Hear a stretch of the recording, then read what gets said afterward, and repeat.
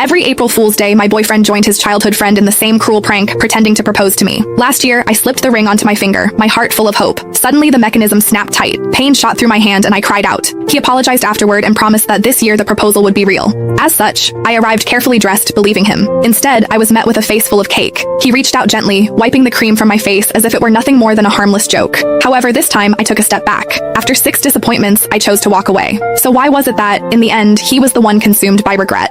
Every year on April Fool's Day, my boyfriend would team up with his childhood best friend to pull the same prank on me. He would pretend to propose. Last year, the two of them laughed like it was the funniest thing in the world, even though my fingers were almost crushed in the process. Later, he apologized and swore that this year would be different. This year, the proposal would be real. As such, when he called me again, sounding urgent and telling me to come to the place where we had our very first date, I believed him. I curled my hair, got my nails done, and spent extra time perfecting my makeup. I picked out a brand new outfit and even drafted the announcement post I was going to share once everything became official. However, the second I stepped through the door, smiling and full of excitement, a thick slab of cake cream slammed straight into my face. Laughter burst out from among the crowd and a girl's voice rang out, bright and smug. I told you Whitney can't take a joke, someone else said. You insisted on calling her. Now look at what's happened. Sylvia huffed and sat on the couch. The mood shifted instantly. The way everyone looked at me turned cold. She was the only girl in their group, the one everyone spoiled. As long as she was unhappy, everyone would rush to comfort her, Nolan included. The first time I met her, she organized a game of truth or dare. When other people got dared, it was just something a little embarrassing. However, when it was my turn, they asked me to do something way out of line in front of everyone. All I said was that it was too much and I did not like it. Sylvia's eyes immediately turned red and she ran out of the room. Everyone ran after her, Nolan too.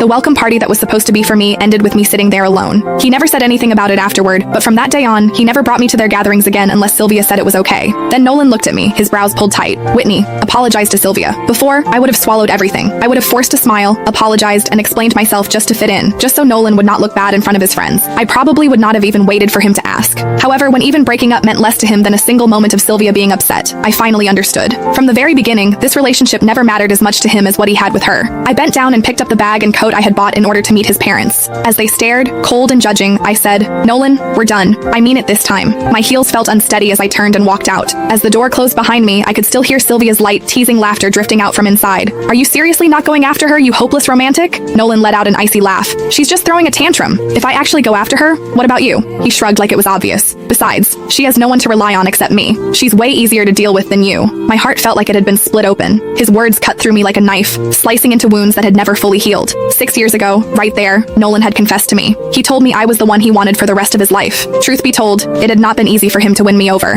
When I was 15, my parents both remarried and started new families of their own. I became the extra piece no one wanted to talk about. I resisted relationships, and I resisted the idea of building a family. I turned him down 5 times. The last time, I was living alone when a stranger started following me. I did not even